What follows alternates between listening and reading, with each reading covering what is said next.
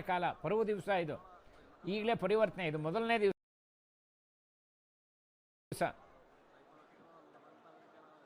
ಮಕರ ಸಂಕ್ರಮಣ ಇದು ಮೊದಲನೇ ದಿವಸ ಮಕರ ರಾಶಿಯಲ್ಲಿ. ಹಾಗೆ ಇದು ಬಹಳ ಪರ್ವ ದಿವಸ, ಪರ್ವಗಳಿಗೆ ನಾವೆಲ್ಲ ನೋಡ್ತಾ ಇದ್ದೀವಿ ನೋಡಿ. ಇಂಥ ಎಲ್ಲ ಆಚರಣೆ ಇಟ್ಕೊಂಡಿರೋಂಥ ನಮ್ಮ ಧರ್ಮ ಇದು ಕೇವಲ ಸನಾತನ ಧರ್ಮ ಅಲ್ಲ, ಸರ್ವೋತ್ತಮ ಧರ್ಮ. ನಾವೆಲ್ಲ ನೋಡ್ತಾ ಇದ್ದೀವಿ ತತ್ವಮಸಿ, ದೇವಸ್ಥಾನದ ಮೇಲೆ ನೋಡ್ತಾ ಇದ್ದೀವಿ ತತ್ವಮಸಿ. ಭಗವಂತ ಹೇಳ್ತಾನೆ, ಮಮೈವಾಂಶೋ ಜೀವಲೋಕೆ ಜೀವಭೂತ ಸನಾತನಃ. ಹೇ ಅರ್ಜುನ, ಎಲ್ಲ ನನ್ನ ಅಂಶದಿಂದಲೇ ಹುಟ್ಟರು. ನಾನು ಬಿಂಬ, ಎಲ್ಲರೂ ಪ್ರತಿಬಿಂಬ. ನಾನು ಬಿಂಬ, ಎಲ್ಲರೂ ನನ್ನ ಪ್ರತಿಬಿಂಬ. ತತ್ವಮಸಿ. ಅವರೆಲ್ಲ ಬೇರೆ ಯಾರು ಅಲ್ಲಪ್ಪ, ನನ್ನವರೇ, ನಾನೇ ಅವ್ರ ಹೃದಯದಲ್ಲಿ. ಹಾಗೆ ನೋಡಿ, ತತ್ವಮಸಿ ಅನ್ನುವಂಥ ಘೋಷಣೆ, ತತ್ವಮಸಿ ನಾವು ಶಬರಿ ಪೀಠದ ಮೇಲೆ ನೋಡ್ತಾ ಇದ್ದೀವಿ. ಹಾಗೆ ನಮ್ಮ ಭಾರತದ ಘೋಷಣೆ ಏನು ಅಂದರೆ ಸತ್ಯಮೇವ ಜಯತೆ, ಸತ್ಯಮೇವ ಜಯತೆ. ಸುಮಾರು 500 ವರ್ಷದಿಂದ ನಿರೀಕ್ಷೆ ಪಟ್ಟಿದ್ದಂಥ ಪ್ರಭು ಶ್ರೀರಾಮಚಂದ್ರನ ಮಂದಿರ ಆಗ್ತಾ ಇದೆಯಲ್ಲ, ನಿಜವಾಗ್ಲೂ ಇದು ಸತ್ಯಮೇವ ಜಯತೆನೆ. ಇವತ್ತೆಲ್ಲರೂ ಆಸೆ ಪಡ್ತಾ ಇದ್ದಾರೆ, ಎಲ್ಲರೂ ಅದನ್ನು ಆನಂದ ಪಡ್ತಾ ಇದ್ದಾರೆ ನೋಡಿ. ಆ ಮೂಲ ಸ್ಥಾನದಲ್ಲಿ ಎಲ್ಲ ಕೊಡ್ತಿದ್ದಾರೆ ಭಕ್ತರು. ಇವರು ಸುಮಾರು ದಿವಸದಿಂದ ಕಾಲ್ನಡಿಗೆಯಿಂದ ಬಂದಂಥ ಭಕ್ತಾದಿಗಳು ಈ ಮಕರ ಜ್ಯೋತಿಯ ದರ್ಶನಕ್ಕೋಸ್ಕರ ಕಾಯ್ತಾ ಇದ್ದಾರೆ. ನಾವು ದಯವಿಟ್ಟು ಆಗಾಗ್ಗೆ ಸ್ವಲ್ಪ ಆ ಕಡೆ ನಿರೀಕ್ಷೆ ಮಾಡೋಣ, ಆ ಗಗನದತ್ತಿಗೆ ನಮ್ಮ ದೃಷ್ಟಿ ಇರಲಿ.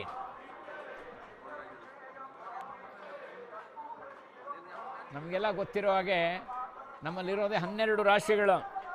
ಒಂದು ಮಾಸಕ್ಕೆ ಒಂದು ರಾಶಿ, 12 ಸಂಕ್ರಮಣಗಳು ನಡೆಯುತ್ತೆ. ಹಾಗೆ ಇವತ್ತು ಮಕರ ಸಂಕ್ರಮಣ ನೋಡಿ. ಎಲ್ಲ ತಂದು ಇಲ್ಲಿ ತೆಂಗಿನಕಾಯಿಯನ್ನು ಒಡೆದಿರೋ ದೃಶ್ಯ ನೋಡ್ತಾ ಇದ್ದೀವಿ ನಾವು. ತೆಂಗಿನಕಾಯಿಗಳಿಗೆ ತುಪ್ಪವನ್ನು ಹಾಕ್ಕೊಂಡು ಬಂದು ಭಗವಂತನಿಗೆ ಸಮರ್ಪಣೆ ಮಾಡ್ತಾರೆ. ಇರುಮುಡಿ ಕಟ್ಕೊಂಡು ಬರುವಾಗ ತೆಂಗಿನಕಾಯಿ ಇಟ್ಕೊಂಡು ಆ ತೆಂಗಿನಕಾಯಿಲಿ ತುಪ್ಪವನ್ನು, ಗೋಘೃತವನ್ನು ತಗೊಂಡು ಬಂದು ಇಲ್ಲಿ ಸ್ವಾಮಿಯ ಮುಂದೆ ಅದನ್ನು ಸಮರ್ಪಣೆ ಮಾಡ್ತಾರೆ. ಇಲ್ಲಿಂದ ಊರಿಂದ ತಗೊಂಡು ಬಂದಿರ್ತಾರೆ. ಎಲ್ಲ ಭಕ್ತಾದಿಗಳು ನೋಡ್ತಾ ಇದ್ದೀವಿ. ಎಲ್ಲ ಅರೆನಗ್ನರಾಗಿದ್ದಾರೆ ಪಾಪ. ಎಷ್ಟೇ ಚಳಿ ಇದ್ದರೂ ಕೂಡ ಯಾರು ಕೂಡ ತಾವು ಚಳಿಗೆ ತಮ್ಮ ಮೈಯನ್ನು ಒಗ್ಗೊಂಡ್ಬಿಟ್ಟಿದ್ದಾರೆ. ಎಲ್ಲ ಒಳ್ಳೆ ಸದ್ಭಕ್ತರು. ನಮ್ಮ ಭಾರತದ ಒಂದು ವೈಭವ ಇದು. ಇಟ್ಸ್ ಎ ಗ್ರೇಟ್ ಮೂವ್ಮೆಂಟ್ ಇದು. ಭಗವಂತನಿಗಾಗಿ ಭಕ್ತರು ಏನು ಬೇಕಾದ್ರೂ ಮಾಡೋಕ್ಕೆ ಸಿದ್ಧ ಇದ್ದಾರೆ. ಅದನ್ನು ನಿಂತು ನಡೆಸೋನು ಯಾರು? ಭಗವಂತನೇ. ನಮ್ಮಲ್ಲಿ ನೋಡಿ ಅನೇಕ ವ್ರತಗಳು ಮಾಡ್ತಾರೆ. ವ್ರತ ಯಾರು ಒಳ್ಳೆ ಸಂಕಲ್ಪ ಮಾಡ್ತಾರೋ ಅದು ನಡೆಸೋನು ಭಗವಂತನೇ ಒಳಗೆ ನಿಂತು. ನೋಡಿ, ಅವರು ಧರ್ಮದರ್ಶಿಗಳು ಆ ಸ್ವಾಮಿಯನ್ನು ಒಳಗೆ ಕರ್ಕೊಂಡು ಹೋಗ್ತಾ ಇದ್ದಾರೆ.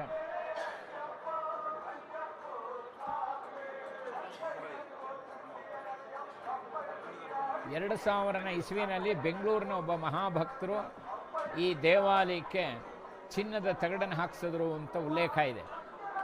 ಈಗ ದೇಶದ ಅನೇಕ ಭಾಗದ ಜನಗಳು, ಮತ್ತೆರಡನೇದು ಈಗ ಅನೇಕ ಶಸ್ತ್ರವನ್ನು ಕೈಲಿಟ್ಕೊಂಡಿದ್ದಾರೆ.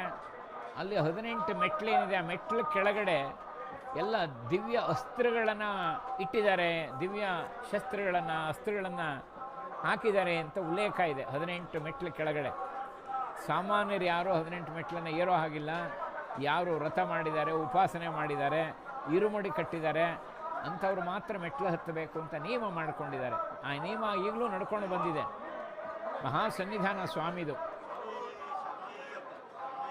ಬಹಳ ನಿಷ್ಠೆಯಿಂದ ಪೂಜೆ ನಡೆಯುತ್ತೆ. ನಮಗೆಲ್ಲ ಗೊತ್ತಿರೋ ಹಾಗೆ ಇದೆಲ್ಲ ಐತಿಹಾಸಿಕ ಘಟನೆಗಳು. ಇತ್ತೀಚೆಗೆ ನಾವು ಡಿಸೆಂಬರ್ 23ಕ್ಕೆ ಶನಿವಾರ ಏಕಾದಶಿ ದಿವಸ ಗೀತಾ ಜಯಂತಿ ಆಚರಣೆ ಮಾಡಿದ್ವಿ. ನಂತರ 18 ದಿವಸದ ಯುದ್ಧ ನಡೆಯಿತು ಮಹಾಭಾರತದ್ದು. ಆ ಸಮೀಪದಲ್ಲೇ ಬಂದಂಥ ಅಮಾವಾಸ್ಯೆಗೆ ಎಳ್ಳಮಾವಾಸ್ಯೆ ಅಂತ ಕರೆದ್ವಿ. ಜನವರಿ 11ನೇ ತಾರೀಕು ಎಳ್ಳಮಾವಾಸ್ಯೆ ಇದ್ದು ಗುರುವಾರ. ಈ ದಿನ ಚತುರ್ಥಿ ಮಕರ ಸಂಕ್ರಮಣ. ಹಾಗೆ ಬರುವಂಥ ಫೆಬ್ರವರಿ 17ಕ್ಕೂ ಶನಿವಾರ ಭೀಷ್ಮಾಷ್ಟಮಿ. ಭೀಷ್ಮಾಚಾರ್ಯರು ಶರೀರ ಬಿಟ್ಟಂಥ ದಿವಸ ನೋಡಿ. ಒಂದಕ್ಕೊಂದು ಇಂಟರ್ ಕನೆಕ್ಟೆಡ್. ಮಹಾಭಾರತ ಯುದ್ಧ ಪ್ರಾರಂಭ ಆಗಿ 58ನೇ ದಿವಸಕ್ಕೆ ಭೀಷ್ಮಾಚಾರ್ಯರು ಶರೀರ ಬಿಟ್ಟರು ಅಂತ ಮಹಾಭಾರತದಲ್ಲಿ ಉಲ್ಲೇಖ ಇದೆ. ಅವರು ಕೆಳಗುರುಳಿ ಶರಶೈಮೆಯನ್ನು ಮಲಗಿ 48ನೇ ದಿವಸಕ್ಕೆ ಶರೀರ ಬಿಡ್ತಾರೆ. ಅದನ್ನು ಭೀಷ್ಮಾಷ್ಟಮಿ ಅಂತ ಕರಿತೀವಿ. ಅದು ಫೆಬ್ರವರಿ 17ನೇ ತಾರೀಕು ನಮ್ಮ ಈ ಮುಂದಿನ ತಿಂಗಳು ಫೆಬ್ರವರಿ 24ಕ್ಕೆ ಫೆಬ್ರವರಿ 17ನೇ ತಾರೀಕು ಶನಿವಾರ ಭೀಷ್ಮಾಷ್ಟಮಿ ಆಚರಣೆ ಮಾಡ್ತೀವಿ. ನೋಡಿ, ಒಂದಕ್ಕೊಂದಕ್ಕೆ ಬಹಳ ವಿಶೇಷವಾಗಿ ಹೊಂದಿಕೊಂಡು ಹೋಗಿದೆ ನಮ್ಮ ಧರ್ಮದ ಆಚರಣೆನೇ ಅಷ್ಟೇ. ಈ ಮಕರ ಜ್ಯೋತಿ ಎಷ್ಟೊತ್ತಿಗೆ ಬರುತ್ತೆ, ಎಲ್ಲಿ ಬರುತ್ತೆ, ಇದೆಲ್ಲ ನಿರ್ಣಯ ಮಾಡಿ ಕೊಟ್ಟಿರ್ತಾರೆ ನಮ್ಮ ಜ್ಯೋತಿಷಕಾರರು. ಆ ಪ್ರಕಾರವೇ ಅದೇ ಗಳಿಗೆಯಲ್ಲಿ ಕಾಣುತ್ತೆ. ನಾವೆಲ್ಲ ಅದನ್ನು ನಿರೀಕ್ಷೆ ಮಾಡ್ತಾ ಇದ್ದೀವಿ. ಎಲ್ಲರೂ ಆ ಕಡೆ ನೋಡ್ತಾ ಇರಿ ದಯವಿಟ್ಟು. ಯಾಕೆಂದರೆ ಈ ಮಕರ ಜ್ಯೋತಿ ಕಾಣಿಸ್ಕೊಳ್ಳೋದು ಹೊನ್ನಮ್ಮಲ ಮೇಡ್ನಲ್ಲಿ, ಈ ಶಬರಿ ಪೀಠದ ವಿರುದ್ಧ ದಿಕ್ಕಿನಲ್ಲಿರುವಂಥ ಎದುರಿಗಿರುವಂಥ ಆ ಮಲೆಯಲ್ಲಿ ಕಾಡಿನಲ್ಲಿ ಹೊನ್ನಮ್ಮಲ ಮೇಡ್ನಲ್ಲಿ ಈ ಮಕರ ಜ್ಯೋತಿ ಕಾಣಿಸ್ಕೊಳ್ಳುತ್ತೆ. ಅದಕ್ಕೆ ನಮ್ಮಲ್ಲಿ ಹೇಳೋದು, ಕಾಳಿದಾಸ ಹೇಳ್ತಾನೆ, ಉತ್ಸವ ಪ್ರಿಯ ಮಾನವಾಹ, ಮನುಷ್ಯ ಉತ್ಸವ ಪ್ರಿಯ. ಈ ಉತ್ಸವದಿಂದ ಅವನಿಗೆ ಉತ್ಸಾಹ ಬರುತ್ತಪ್ಪ. ಆ ಉತ್ಸಾಹದಿಂದ ಅನೇಕ ರೋಗಗಳನ್ನು ಕಳ್ಕೋತಾನೆ. ನಿಜವಾಗ್ಲೂ ಈ ಶಬರಿಮಲೆಗೆ ಬರುವಂಥ ಅನೇಕ ವ್ರತ ಧಾರಣೆ ಮಾಡ್ಕೊಂಡು ಬಂದಂಥ ವ್ಯಕ್ತಿಗಳು ತಮ್ಮಲ್ಲಿದ್ದಂಥ ಅನೇಕ ಮಾನಸಿಕ ಕಾಯಿಲೆಗಳನ್ನು ದೂರ ಮಾಡ್ಕೋತಾರೆ. ತನ್ಮೂಲಕ ಅನೇಕ ಶಾರೀರಿಕ ಕಾಯಿಲೆಗಳು ದೂರ ಆಗಿಬಿಡುತ್ತೆ. ಅನೇಕರ ಉದಾಹರಣೆ ಇದೆ. ನಾವು ಅಂದ್ಕೊಳ್ತೀವಿ ಇಷ್ಟು ಕಷ್ಟಪಟ್ಕೊಂಡು ಹೋಗ್ತಾರೆ ಅಂತ, ಆದರೆ ಅವರು ಹೋದ್ಮೇಲೆ ಬಹಳ ಉಲ್ಲಾಸದಲ್ಲಿರ್ತಾರೆ. ಯಾಕೆಂದರೆ ಸಂಕುಚಿತ ಭಾವನೆಗಳು ಹೊರಟೋಗಿರುತ್ತೆ ಅವರಲ್ಲಿ. ಸಣ್ಣ ಸಣ್ಣ ಮಾನಸಿಕ ಕಾಯಿಲೆಗಳು ಹೊರಟೋಗುತ್ತೆ. ಮನಸ್ಸು ಶರೀರ ಒಂದಕ್ಕೊಂದು ಒಂದು ನಾಣ್ಯದ ಎರಡು ಮುಖ ಇದ್ದ ಹಾಗೆ ಈ ವ್ರತ ಅಷ್ಟು ಶಕ್ತಿಯನ್ನು ಕೊಡುತ್ತೆ. ಅದಕ್ಕೆ ಈ ಮೂಮೆಂಟ್ ಹೇಗಿದೆ ಅಂದರೆ, ಜಾತಿ ಲೆಕ್ಕ ಇಲ್ಲ, ಸಂಪ್ರದಾಯ ಲೆಕ್ಕ ಇಲ್ಲ, ಅಂತಸ್ತು ಲೆಕ್ಕ ಇಲ್ಲ, ಭಾಷೆ ಲೆಕ್ಕ ಇಲ್ಲ, ಅಥವಾ ಅಂತಸ್ತು ಸ್ಟೇಟಸ್ಸು ಸ್ವಭಾವ ಲೆಕ್ಕ ಅಲ್ಲ, ಎಲ್ಲರೂ ಸಾಮಾನ್ಯರು.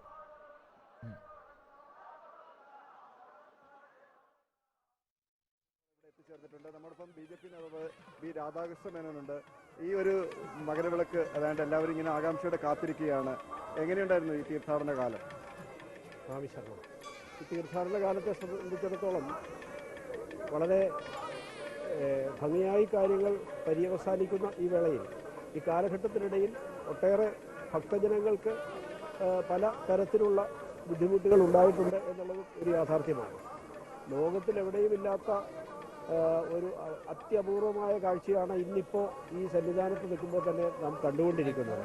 ഭക്തജനങ്ങളെ ഭക്തിയുടെ പരമ കോടിയിലെത്തിക്കുന്ന ഈ നിമിഷങ്ങളിൽ ഇന്ന് തന്നെ ഏതാണ്ട് ലക്ഷത്തിലേറെ ആളുകൾ ഈ മകരവിളക്ക്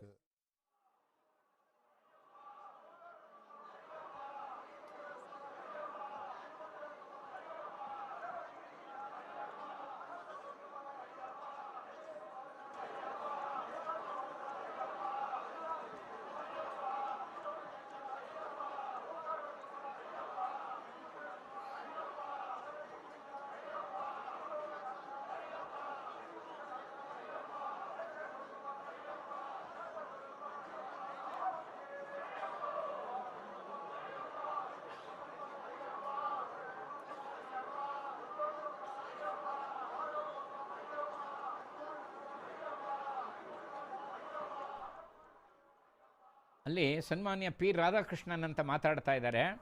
ಪ್ರಾಯಶಃ ಅವರು ಆ ಕ್ಷೇತ್ರದ BJP ಮುಖಂಡರು ಅಂತ ಹೇಳಿದ್ರು. ಈ ಮಕರ ವಿಳಕ್ಕು ಅನ್ನೋದು ಬಹಳ ದೊಡ್ಡದಾದಂಥ ಹಬ್ಬ ನಮ್ಮಲ್ಲಿ. ವಿಶೇಷವಾಗಿ ನಮ್ಮ ಕೇರಳ ರಾಜ್ಯದಲ್ಲಿ ಎಲ್ಲರಿಗೂ ಕೂಡ ಮಕರ ವಿಳಕ್ಕಿನ ಹಬ್ಬ ಬಹಳ ವಿಜೃಂಭಣೆಯಿಂದ ನಡೆಯುತ್ತೆ. ಇವತ್ತಿಷ್ಟು ಜನ, ಲಕ್ಷಾಂತರ ಜನ ಬೇರೆ ಬೇರೆ ರಾಜ್ಯದಿಂದ ಬಂದರೂ ಕೂಡ ಯಾವುದೇ ತೊಂದರೆ ಇಲ್ಲದೆ, ಯಾವುದೇ ಗಲಾಟೆ ಇಲ್ಲದೆ ಎಲ್ಲ ಹೊಂದಾಣಿಕೆಯಿಂದ ಹೋಗ್ತಾರೆ. ಇದು ಸೋ ಗ್ರೇಟ್. ಅವರು ಹೇಳ್ತಾ ಇದ್ದಾರೆ. ಎಲ್ಲರೂ ಕೂಡ ಭಗವಂತ ನಮ್ಮ ಪ್ರಾಯಶಃ ಅವರು BJP ಮುಖ್ಯಸ್ಥರು ಅಂತ ಕಾಣುತ್ತೆ. ಇಲ್ಲಿರೋ ವ್ಯವಸ್ಥೆಯಲ್ಲಿ ಎಲ್ಲ ಹೊಂದ್ಕೊಂಡು ಹೋಗ್ತಾ ಇದ್ದಾರೆ. ಸ್ವಾಮಿಯನ್ನು ಗುರಿಯಾಗಿ ಇಟ್ಕೊಂಡು ಯಾವುದೂ ಗಲಾಟೆ ಇಲ್ಲದೆ, ವೈಮನಸ್ಯ ಇಲ್ಲದೆ, ಒಬ್ರಿಗೊಬ್ರಿಗೆ ಜಗಳ ಇಲ್ಲದೆ, ಹೊಡೆದಾಟ ಇಲ್ಲದೆ, ಬಡದಾಟ ಇಲ್ಲದೆ, ಸೌಮ್ಯತೆಯಿಂದ. ಏಕೆಂದರೆ ಇಷ್ಟು ಲಕ್ಷ ಜನನ್ನು ನಿಯಂತ್ರಣ ಮಾಡೋದು ತುಂಬ ಕಷ್ಟ. ಯಾಕೆ ನಮಗೆ ಅನುಕೂಲ ಆಗ್ತಾ ಇದೆ ಅಂದರೆ ಅವರೆಲ್ಲರೂ ಭಕ್ತಿ. ನೋಡಿ, ಆ ಭಕ್ತಿನೇ ಬಹಳ ಮುಖ್ಯವಾದ್ದು. ಇವತ್ತು ಈ ಭಕ್ತಿನೇ ನಮ್ಮನ್ನು ಜೋಡಿಸೋ ಅಂಥದ್ದು. ಹಾಗೆ ನೋಡಿ, ನಾವು 18 ಮೆಟ್ಟಲುಗಳನ್ನು ನೋಡ್ತಾ ಇದ್ದೀವಿ. ಈ 18ಗಾಗಲೇ ನಾವು ವರ್ಣನೆ ಮಾಡಿದೆ. 18 ಬಹಳ ವಿಶೇಷ. 18 ಸಂಖ್ಯೆ ಭಗವಾನ್ ವೇದವ್ಯಾಸರು ತುಂಬ ವಿಶೇಷವಾಗಿ ವರ್ಣನೆ ಮಾಡಿದ್ದಾರೆ. ಈ 18 ಮೆಟ್ಟಲು ಹತ್ತಕ್ಕೂ ಕೂಡ ಯಾರು ಎರುಮುಡಿ ಕಟ್ಟಿದ್ದಾರೆ ಅವರಲ್ಲದೆ ಅವರು ಬೇರೆಯವರು ಆ 18 ಮೆಟ್ಟಲನ್ನು ಹತ್ತು ಹೋಗಿಲ್ಲ. 18 ಮೆಟ್ಟಲು 18 ಬಾರಿ ಯಾರು ಬಂದಿರ್ತಾರೆ ಅವರಿಗೆ ಗುರುಸ್ವಾಮಿ ಅಂತ ಉಲ್ಲೇಖ ಮಾಡ್ತಾರೆ. ನೋಡಿ, ಎಲ್ಲ ಮುಖಂಡರು ಅಲ್ಲಿ ನಿಂತ್ಕೊಂಡಿದ್ದಾರೆ. ವಿಶೇಷವಾಗಿ ಈ ಮಕರ ಜ್ಯೋತಿಗೋಸ್ಕರ ಎಲ್ಲ ನಿರೀಕ್ಷೆ ಮಾಡ್ತಾ ಇದ್ದಾರೆ. ಇದಕ್ಕೆ ಹೇಳೋದೇ ಪಂಚಪೀಠ.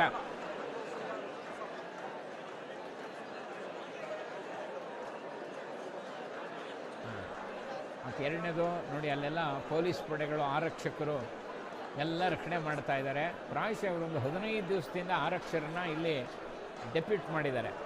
ಅವರು ಕೂಡ ಅವರು ವ್ರತ ಮಾಡದೇ ಹೋದರೂ ಕೂಡ ಇವರನ್ನೆಲ್ಲ ನಿಯಂತ್ರಣ ಮಾಡೋಕ್ಕೆ ಕಾಡಿನ ಮಧ್ಯೆ ಆ ಚಳಿಯನ್ನು ತಡ್ಕೊಂಡು ಆರಕ್ಷಕರೆಲ್ಲ ನಿರೀಕ್ಷೆ ಮಾಡ್ತಾ ಇದ್ದಾರೆ. ನಿಜವಾಗ್ಲೂ ಆರಕ್ಷಕರ ಕೆಲಸನೂ ಅಷ್ಟೇ, ಅದು ಒಂದು ಸೇವೆನೇ.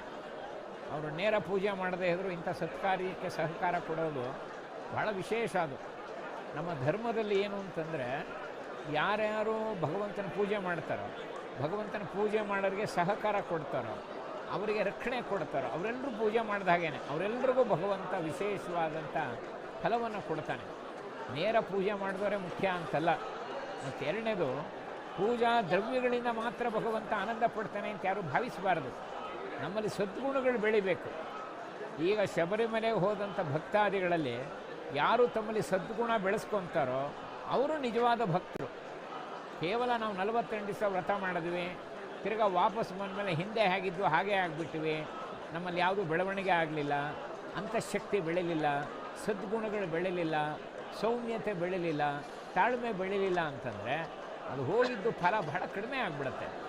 ನಿಜವಾದ ಫಲ ಏನು ಅಂದರೆ, ತಮ್ಮ ಮನಸ್ಸನ್ನು ನಿಯಂತ್ರಣ ಮಾಡಿ ಆ ಸೌಮ್ಯತೆನ ಬೆಳೆಸ್ಕೋಬೇಕು. ರಾಮಚಂದ್ರಂಗೆ ಹೇಳೋರು, ಸತುನಿತ್ಯಂ ಪ್ರಶಾಂತಾತ್ಮ ಮೃದುಪೂರ್ವಂಚ ಭಾಷತೆ.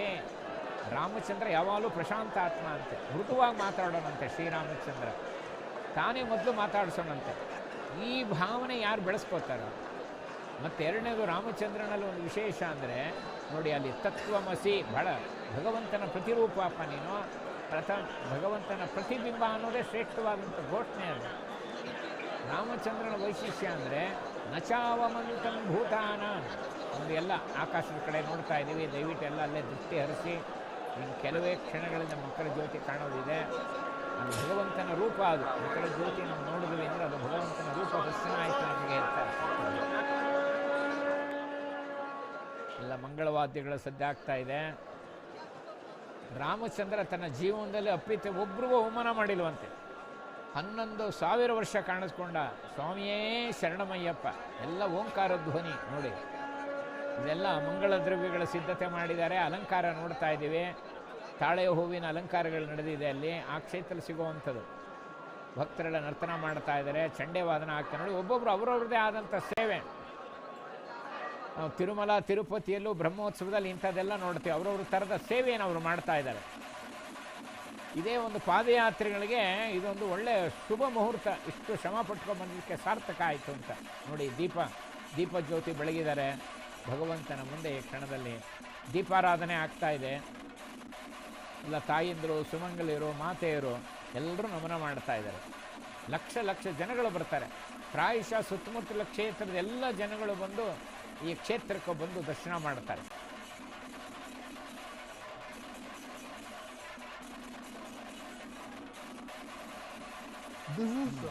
ನೋಡಿ, ಮಕರ ಜ್ಯೋತಿಯ ಸಂದರ್ಭದಲ್ಲಿ ಶಬರಿಮಲೆಯಿಂದ ಸುತ್ತಮುತ್ತಲ ಕ್ಷೇತ್ರದಲ್ಲೂ ಇದರ ಆಚರಣೆ ಬೇರೆ ಬೇರೆ ರೀತಿಯಲ್ಲಿ ಆಚರಣೆ ಮಾಡ್ತಾರೆ.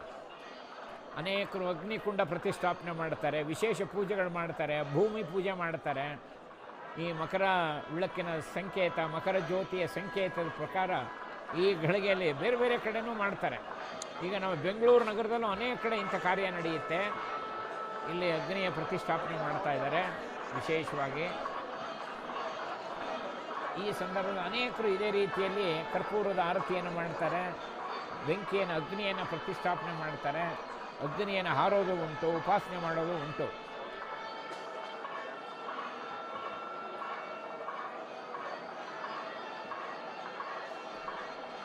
ಅಯ್ಯಪ್ಪನ ವೈಭವನೇ ಒಂಥರ. ನಾವು ಪಂದಾಲ ರಾಜನ ಕಥೆ ನೋಡ್ತೀವಿ.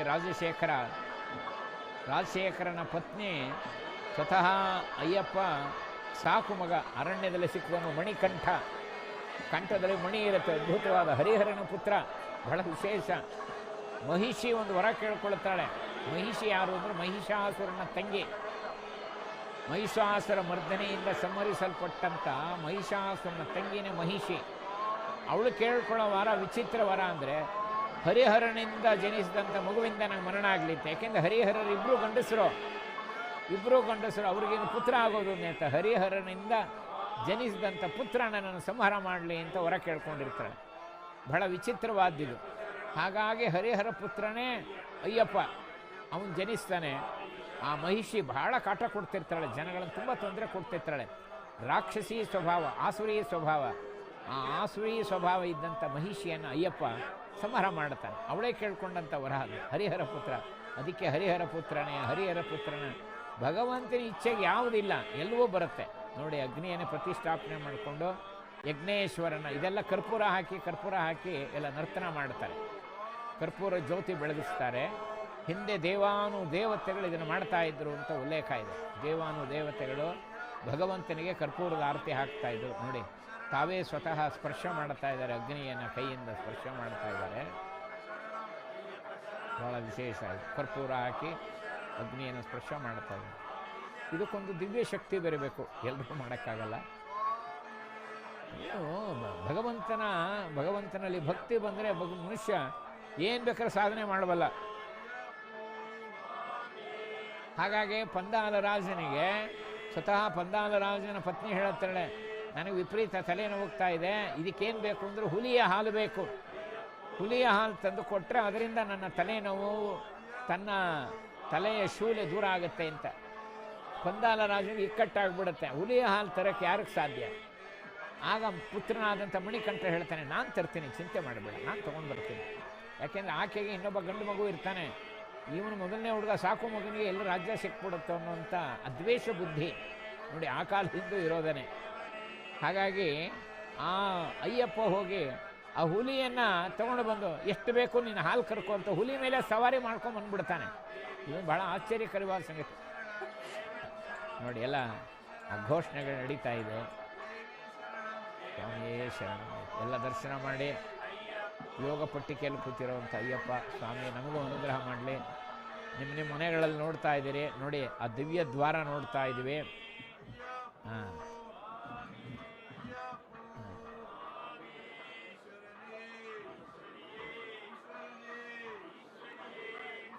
ಇಲ್ಲಿಂದ ಪೀಠ ಪೂಜೆ ಪ್ರಾರಂಭ ಮಾಡ್ತಾ ಇದ್ದಾರೆ.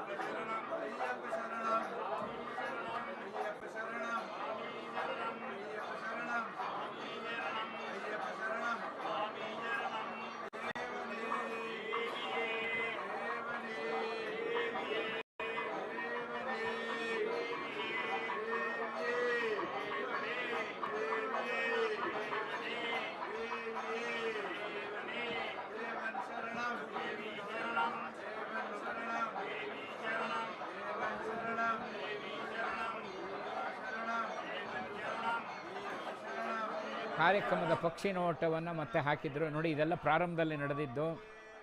ಹಿಂದೆ ನಡೆದಂಥ ಕಾರ್ಯಕ್ರಮ, ಈಗ ಪ್ರಾರಂಭದಲ್ಲಿ ನಡೆದಂಥ ಉತ್ಸವವನ್ನು ಅದನ್ನು ಮತ್ತೆ ದೃಶ್ಯಾವಳಿಗಳನ್ನು ತೋರಿಸ್ತಾ ಇದ್ದಾರೆ. ಗಜರಾಜನ ಮೇಲೆ ಪವಿತ್ರ ಮಂಗಳ ದ್ರವ್ಯಗಳನ್ನೆಲ್ಲ ಇಟ್ಕೊಂಡು ತೊಗೊಂಡು ಬರ್ತಾ ಇದ್ದಾರೆ ಭಕ್ತಾದಿಗಳು, ಧರ್ಮದರ್ಶಿಗಳು. ಒಂದೊಂದು ವೈಭವನೇ ಇದು.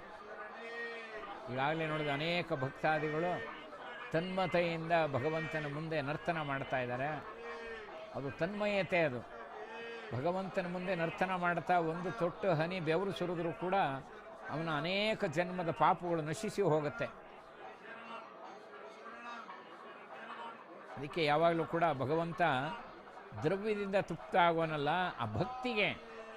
ನೋಡಿ, ಇಲ್ಲೆಲ್ಲ ನಾವು ಸಾಮಾನ್ಯವಾಗಿ ರಕ್ಷಕ ಠಾಣೆಯವರು ಬಹಳ ರಕ್ಷಣೆಗೋಸ್ಕರ ನಿಂತಿದ್ದಾರೆ. ಪ್ರಾಯಶಃ ಈ ಥರ ಭಕ್ತರಿಗೆ ಈ ಥರದ್ದೇನು ಅಗತ್ಯ ಇಲ್ಲ, ಗಲಾಟೆ ಏನಿಲ್ಲ. ಹಾಗಾಗಿ ಅವ್ರಿಗೂ ಸಂತೋಷವೇ, ಸನ್ನಿಧಾನದಲ್ಲಿದ್ದಾರೆ. ಹಿಂದೆ ನಮಗೆ ವಾಲ್ಮೀಕಿಗಳು ವರ್ಣನೆ ಮಾಡ್ತಾರೆ, ನಾವೆಲ್ಲ ರಾಮರಾಜ್ಯದ ಪ್ರಜೆ ಆಗಿರಬೇಕು, ರಾಮರಾಜ್ಯದ ಪ್ರಜೆ ಆಗಿರಬೇಕು ಅಂತ ಆಸೆ ಇತ್ತಂತೆ ರಾಮನ ಕಾಲದಲ್ಲಿ. ಯಾಕೆಂದರೆ ರಾಮರಾಜ್ಯದಲ್ಲಿ ಹಿರಿಯರ ಮುಂದೆ ಕಿರಿಯರು ಸಾಯ್ತಾ ಇರಲಿಲ್ಲ, ಎಲ್ಲ ನಿರೋಗಿಗಳು, ಯಾರಿಗೂ ಯಾವ ಕಾಯಿಲೆನೂ ಇರಲಿಲ್ವಂತೆ.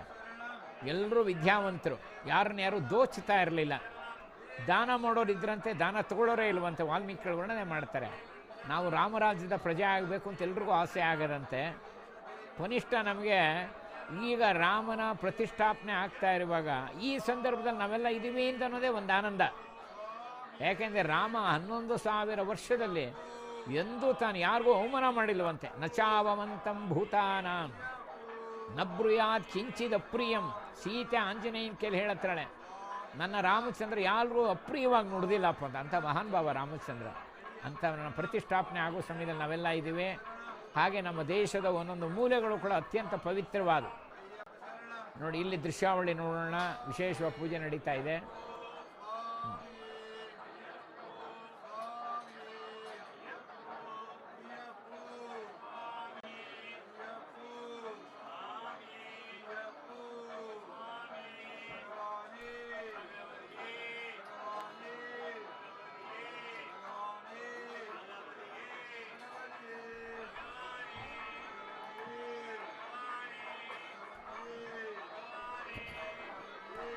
ನೋಡಿ, ತಿರುವಾಭರಣ ಸುಮಾರು 35 ಕಿಲೋಮೀಟ್ರು ಕಾಲ್ನಡಿಗೆಯಿಂದ ತೊಗೊಂಡು ಬಂದಿದ್ದಾರೆ.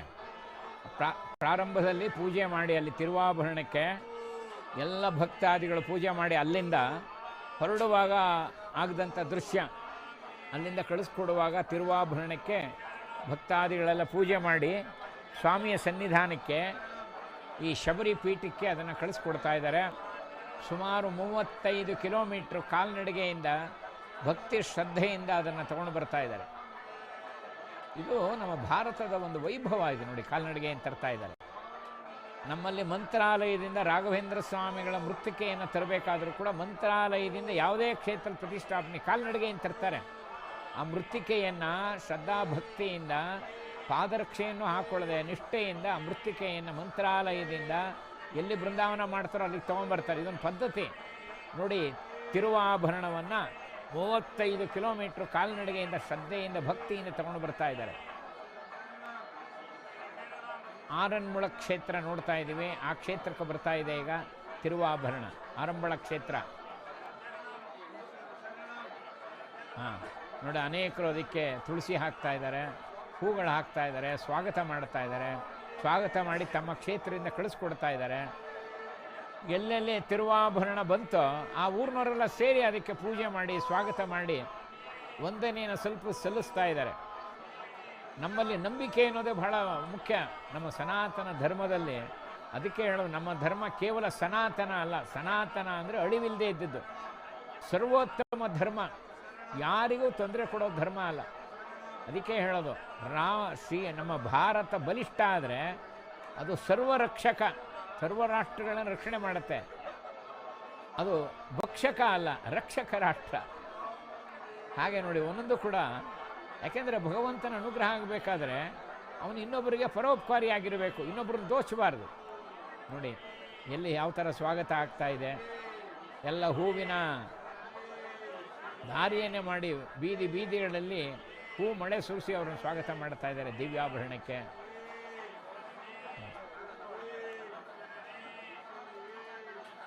ಒಂದೊಂದು ಊರಿನಲ್ಲೂ ಕೂಡ ದಿವ್ಯಾಭರಣಕ್ಕೆ ಸ್ವಾಗತ, ಮಂಗಳ ಸ್ವಾಗತ ಮಾಡ್ತಾ ಇದ್ದಾರೆ ನೋಡಿ.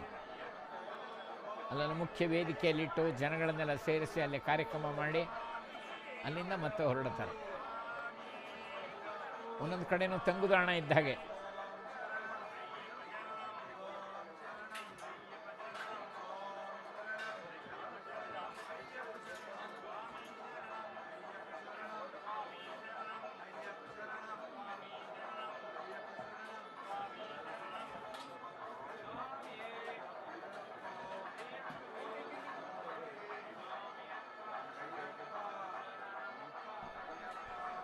ಭಕ್ತಾದಿಗಳು ಅದನ್ನು ನಿರೀಕ್ಷೆ ಮಾಡ್ತಾ ಇದ್ದಾರೆ.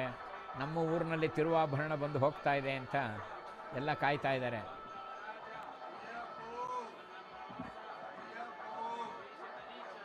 ದಿವ್ಯ ಪೀಠದ ಸನ್ನಿಧಾನ ನೋಡ್ತಾ ಇದ್ದೀವಿ. ಇಲ್ಲೆಲ್ಲ ಭಕ್ತಾದಿಗಳು ಕಾಯ್ತಾ ಇದ್ದಾರೆ.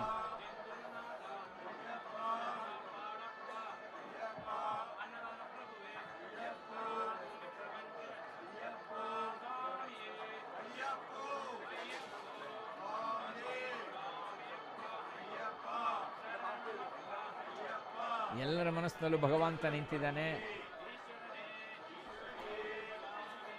ದೇವಸ್ಥಾನದ ಸನ್ನಿಧಾನ ನೋಡ್ತಾ ಇದ್ದೀವಿ, ಪ್ರಾಂಗಣ ನೋಡ್ತಾ ಇದ್ದೀವಿ. ನಾವು ಸನ್ನಿಧಾನದಲ್ಲೇ ಕೂತಿದ್ದೀವಿ ಅಂತ ಭಾವಿಸ್ಕೊಂಡು ನೋಡಿ. ನೋಡಿ, ಬ್ರಹ್ಮಾಂಡ ಪುರಾಣದಲ್ಲಿ ಇದೊಂದು ಉಲ್ಲೇಖ ಇದೆ. ಪೃಥಿವ್ಯಾಂ ಭಾರತಂ ವರ್ಷಂ ಕರ್ಮಭೂಮಿ ಉದಾಹೃತ. ಇಡೀ ಭೂಮಂಡಲದಲ್ಲೇ ನಮ್ಮ ಭಾರತವನ್ನು ಕರ್ಮಭೂಮಿ ಅಂತ ಕರೆದಿದೆ. ಯಾಕೆ ಅಂದರೆ ಜಾಂಬವೇ ಭಾರತಂ ವರ್ಷಂ ತೀರ್ಥಂ ತ್ರೈಲೋಕ ವಿಶ್ರುತಂ.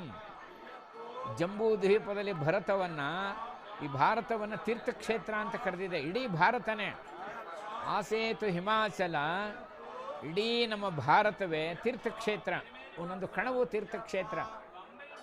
ಅಲ್ಲಿ ಅಯೋಧ್ಯೆಯಿಂದ ಹೊರಟಂಥ ರಾಮಚಂದ್ರ ಈ ದಕ್ಷಿಣ ದಿಕ್ಕಿನ ಶಬರಿಮಲೆ ತನಕ, ಹಾಗಾಗಿ ಶಬರಿ ಹೆಸರು ಬಹಳ ವಿಶೇಷವಾಗಿದ್ದು. ಇಲ್ಲಿ ತನಕ ನಡ್ಕೊಂಬರ್ತಾನೆ ರಾಮಚಂದ್ರ. ರಾಮಚಂದ್ರ ಈ ಒಂದು ದಕ್ಷಿಣ ದಿಕ್ಕಿಗೆ ಬಂದಾಗ, ಕಿಷ್ಕಿಂದೆ ಹತ್ತಿರ ಬಂದಾಗ ಲಕ್ಷ್ಮಣನಿಗೆ ಹೇಳ್ತಾನೆ, ಇಲ್ಲೊಬ್ಬ ವೃದ್ಧ ತಪಸ್ವಿನಿ ಇದ್ದಾಳೆ, ಅವಳ ದರ್ಶನ ಮಾಡ್ಕೊಂಡು ಹೋಗೋಣ ಅಂತ. ಲಕ್ಷ್ಮಣನಿಗೆ ಆಶ್ಚರ್ಯ, ಇಲ್ಲಿ ಯಾವ ವೃದ್ಧ ತಪಸ್ವಿನಿ ಇರ್ತಾಳೆ ಈ ದಟ್ಟ ಅರಣ್ಯದಲ್ಲಿ ಅಂತ. ರಾಮ ಹೇಳ್ತಾನೆ, ನಾನು ತೋರಿಸ್ತೀನಿ ಬಾ ಅಂತ. ಕಾಲ್ನಡಿಗೆಯಿಂದ ನಡ್ಕೊಳ್ತೇನೆ. ಘೋರ ಮೃಗಗಳಿದೆ, ಬೇಕಾದ ಸರ್ಪಗಳು ಓಡಾಡ್ತಿದೆ. ದಾಟ್ಕೊಂಡು ರಾಮ ಲಕ್ಷ್ಮಣರು ಬರ್ತಾರೆ. ಶಬರಿ ಆಶ್ರಮದ ಮುಂದೆ ಬಂದು ರಾಮಚಂದ್ರ ಕೂಗ್ತಾನೆ, ಅಮ್ಮ ಶಬರಿ, ಅಮ್ಮ ಶಬರಿ ಅಂತ ಕೂಗ್ತಾನೆ. ಪಾಪ ಒಳಗಡೆಯಿಂದ ಬರ್ತಾಳೆ ಶಬರಿ, ಹಣ್ಣು ಮುದುಕಿ, ಕಣ್ಣು ಮಂಜಾಗ್ಬಿಟ್ಟಿದೆ, ಬೆನ್ನು ಬಾಗ್ಬಿಟ್ಟಿದೆ, ಕಲೆ ತೂಗ್ಲು ಬೆಳ್ಳಗಾಗ್ಬಿಟ್ಟಿದೆ, ಮೈಯೆಲ್ಲ ಸುಕ್ಕಾಗ್ಬಿಟ್ಟಿದೆ. ಹತ್ತಿರ ಬರ್ತಾಳೆ. ರಾಮಚಂದ್ರ ಕೈ ಮುಕ್ಕೊಂಡು ನಿಂತಿದ್ದಾನೆ. ಅಮ್ಮ ದಶರಥ ಚಕ್ರವರ್ತಿಯ ಪುತ್ರ ರಾಮಚಂದ್ರ, ಅಯೋಧ್ಯೆಯನ್ನು ಬಂದಿದ್ದೀನಿ, ನಿನ್ನ ದರ್ಶನಕ್ಕೋಸ್ಕರ ಬಂದಿದ್ದೀನಿ ಅಂತಾನೆ ರಾಮ. ಶಬರಿಯ ಎರಡು ಕಣ್ಣಲ್ಲಿ ಧಾರಾಕಾರುವ ಕಣ್ಣೀರು ಸುರಿಯುತ್ತೆ. ಎಷ್ಟು ವರ್ಷದಿಂದ ನಿರೀಕ್ಷೆ ಮಾಡ್ತಿದ್ದೆ ರಾಮಚಂದ್ರ, ಈಗ ದರ್ಶನ ಕೊಟ್ಟೆ ತಂದೆ ಅಂಥೇಳಿ ಆನಂದ ಪಡ್ತಾಳೆ. ಅವನಿಗಾಗಿ ಹಾರ ಕಟ್ಟಿರ್ತಾಳೆ, ನಿತ್ಯ ಹಾರ ಕಟ್ತಿರ್ತಾಳೆ. ಅವನಿಗಾಗಿ ಆಶ್ರಮದ ಮುಂದೆ ಸದಾ ರಂಗೋಲಿ ಹಾಕ್ತಿರ್ತಾಳೆ. ಎಷ್ಟು ವರ್ಷದಿಂದ ನಿರೀಕ್ಷೆ ಮಾಡ್ತಿರಲಿ. ಇದು ನಂಬಿಕೆ. ಮತಂಗರು